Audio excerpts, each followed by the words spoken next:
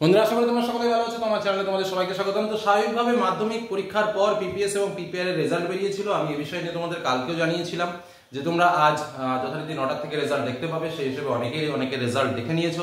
তবে আফসোস করছে তারাই যারা ভেবেছিল যে হয়তো নম্বর কমে যেতে পারে। তো আমি তোমাদের বারবার এই বিষয়টা জানিয়েছিলাম যে নম্বর কমে না, আজ অব্দি কমার খবরটা নেই। তবে একটা বিষয় খারাপও লাগছে, এটা হচ্ছে যে এত পরিমাণ নম্বর কি করে চেঞ্জ হলো, এটা সত্যি একটা ভাবনার বিষয়। কারণ প্রত্যেকটা ক্ষেত্রে আমরা দেখতে পাচ্ছি এই যে ভুল ভ্রান্তিগুলো উচ্চ মাধ্যমিকের ক্ষেত্রেও হয়েছে। তো ভেবেছিলাম যে মাধ্যমিকে তো একদম পুরো হাই অ্যালার্ট জারি করে পুরোপুরি রেজাল্ট তৈরি করা হলো, সেখানে হয়তো এতটা পরিবর্তন আমরা আশা করিনি। কিন্তু তা সত্ত্বেও দেখতে পেলাম যে প্রচুর প্রচুর নম্বর বেড়েছে, এমনকি র্যাঙ্ক পর্যন্ত চেঞ্জ হয়েছে। অর্থাৎ যে চতুর্থ স্থানে হয়েছিল সে দ্বিতীয় স্থানে চলে এলো। এবং তোমরা ভাবলেও অবাক হয়ে যাবে, প্রায় আমি ডেটাটা তোমাদের দিচ্ছি যে 1000 এর উপরে ছাত্রছাত্রী, 1000 থেকে 1500 এর উপরে ছাত্রছাত্রী যারা ফেল করেছিল কিন্তু তারা কিন্তু যথারীতি এখন পুরো পাস করে গেছে, এরকমও কন্ডিশন হয়েছে। আর স্বাভাবিকভাবে নম্বর বাড়ানো, সে তো প্রচুর ছেলে মেয়ের নম্বর বেড়েছে। তো যাই হোক, আমি তোমাদের সামনে একটু তথ্যটা শেয়ার করি, তাহলে তোমরা বিষয়টা পরিষ্কারভাবে বুঝতে পারবে। স্ক্রুটিনি ও রিভিউ এর ফলে মেধা তালিকায় রদবদল, মাধ্যমিকে চতুর্থ স্থান হয়ে গেল দ্বিতীয়। শিক্ষামন্ত্রী জানিয়েছেন মোট 12,468 জনের পরীক্ষার্থীর প্রাপ্ত নম্বর বদলেছে। আচ্ছা, সংখ্যাটা কি কম? 12,468। একবার একটু ভেবে দেখো তো, 12,468 জনের নম্বর চেঞ্জ হয়েছে। ঠিক আছে, দোসরা মে ফল প্রকাশের 48 দিনের মাথায় মাধ্যমিকের নম্বর যাচাই, স্ক্রুটিনি তথা খাতা মধ্য মূল্যায়নের রিভিউ এর ফল প্রকাশিত হলো। মাধ্যমিকের মূল্যায়ন এর ফলাফলে ব্যাপক পরিবর্তন, র্যাঙ্ক বদল হলো কৃতীদের। মেধা তালিকায় চতুর্থ স্থানে থাকা পূর্ব মেদিনীপুরের সুপ্রতীক মান্নার নম্বর বৃদ্ধি পায়, সে দ্বিতীয় স্থানে জায়গা করে নিয়েছে। এর আগে মেধা তালিকায় 66 জন পরীক্ষার্থী ছিল, মানে 1 থেকে 10 এর মধ্যে। পশ্চিমবঙ্গ মধ্যশিক্ষা পর্ষদের তরফে জানানো হয়েছে মাধ্যমিকের নম্বর যাচাই এবং খাতা পুনর্মূল্যায়নের ফল প্রকাশের পর ওই তালিকায় স্থান পেয়েছে আরো 9 জন। এবং 48 দিনের মাথায় এই রেজাল্টটা বের হলো। এবং মোট বর্তমানে টপ লিস্ট যেটা বলছে বেস্ট অফ 10, সেখানে রয়েছে 75 জন। অষ্টম স্থান থেকে সপ্তম স্থানে চলে এসছে মালদা সৃজন পরামানিক এবং বাঁকুড়ার সৌপ্তিক মুখোপাধ্যায়। বীরভূমের সম্মুখ লাহার নম্বর বৃদ্ধি পায়, সে 10ম স্থান থেকে 9ম স্থানে জায়গা করে নিয়েছে। এছাড়াও নম্বর বৃদ্ধি পেয়েছে দেবজিৎ লাহা, অন্তরীপ মাইতি, আরো অনেক নাম আছে, চন্দন রায়, সম্মুখ দাস। যারা মানে র্যাঙ্কার, প্রথম দিকে যারা ভালো রেজাল্ট করেছে তাদেরও নম্বর বেড়েছে।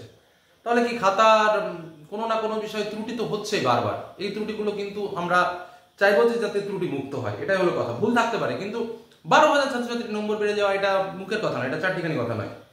এবার আমি তথ্যটা তোমাদের সামনে তুলে ধরি, তোমরা বুঝবে।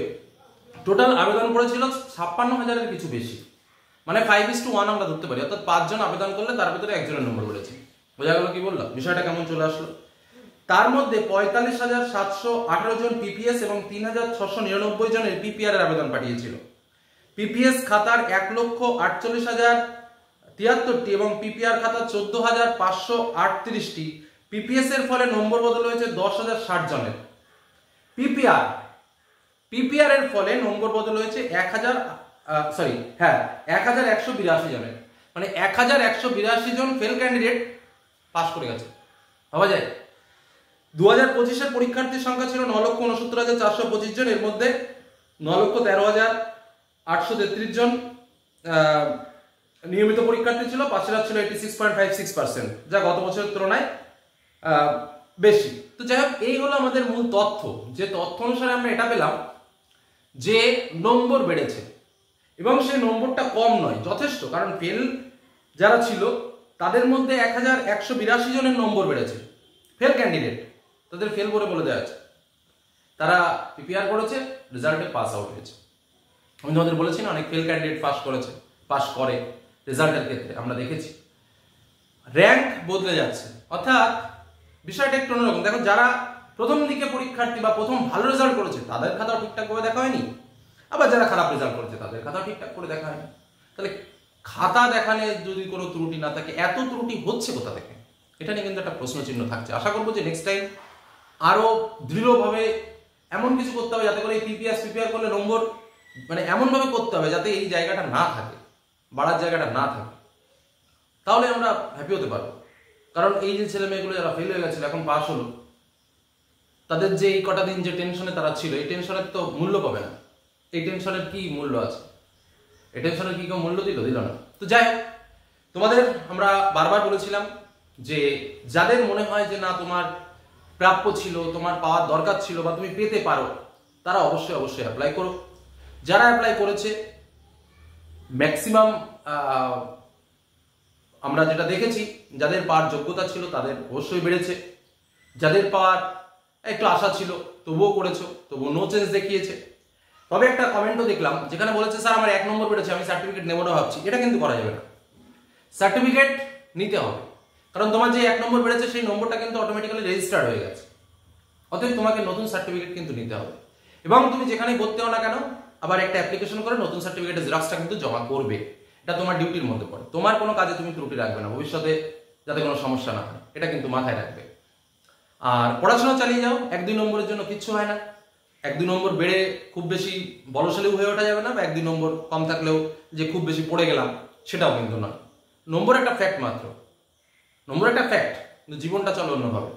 তো সেটাই তোমাদের বলবো, যারা পিপিএস এবং পিপিআর করেছিল, যাদের নম্বর বেড়েছে তারা তাদের মার্কশিটটা তুলে নিও। এবং তোমাদের জানিয়েছিলাম যে স্কুল থেকে 1 সপ্তাহের মধ্যে মার্কশিট তুলে দেবে, তোমরা তোমাদের স্কুলে যোগাযোগ করবে। অনেকে আবার কমেন্ট করেছে স্যার আমরা অন্য স্কুলে ভর্তি হয়ে গেছি, এখন আমরা কোন স্কুল থেকে মার্কশিট পাবো? তো আমি তোমাদের বলে রাখি, তোমরা যে স্কুল থেকে মাধ্যমিক পাস করেছো সেই স্কুল থেকে তোমরা মার্কশিট ডাউনলোড করে নিতে পারবে, বা অরিজিনাল মার্কশিট আগেরটা জমা দেবে এবং নতুন মার্কশিটটা নিয়ে নেবে। এটা কিন্তু তোমরা করবে, অবশ্যই করবে। এবং বেস্ট অফ লাক। তোমাদের জন্য আমরা স্পেশাল ক্লাস 11 এর বিভিন্ন ক্লাস করে দিয়েছি, চ্যানেল প্লে লিস্টে রয়েছে, সেগুলো দেখতে থাকো। কোনো কিছুর প্রয়োজন হলে অবশ্যই কমেন্ট সেকশনে এসে কমেন্ট করো। আর যাদের ফেল ছিল পাস হয়েছে তাদের জন্য অবশ্যই রইল কংগ্রাচুলেশন, বেস্ট অফ লাক। তোমাদের একটা নতুন সুযোগ এসছে, সুযোগটাকে এবার জবরদস্ত কাজে লাগাও। যেমন করে এবারে নিট পরীক্ষাতে একটা র্যাঙ্ক করেছে আমাদের নিয়ারেস্ট একটা ছেলে, যে মাধ্যমিকে 48% নম্বর পেয়েছিল বলে যাকে স্কুল থেকে সায়েন্স নিতে পর্যন্ত দেয়নি, যা তোর দ্বারা কিছু হবে না, তোর দ্বারা কিছু হবে না, তুই সায়েন্স নিয়ে পাবি না। সে মানে স্কুলে ভর্তি হয়নি, এনআইওএস থেকে পড়ে সরাসরি নিটে চান্স বাদিয়েছে রানিং ইয়ারে ডাক্তারিতে। ভাবো, এই হলো শক্তি, এই হলো চেষ্টা, এই হলো প্রচেষ্টা। আর এরকম ভাবে যদি কেউ চেষ্টা করতে পারে সে সাকসেস হবে। এটুকু বললাম। ভালো থেকো, সুস্থ থেকো, সাবধানে থেকো। ধন্যবাদ।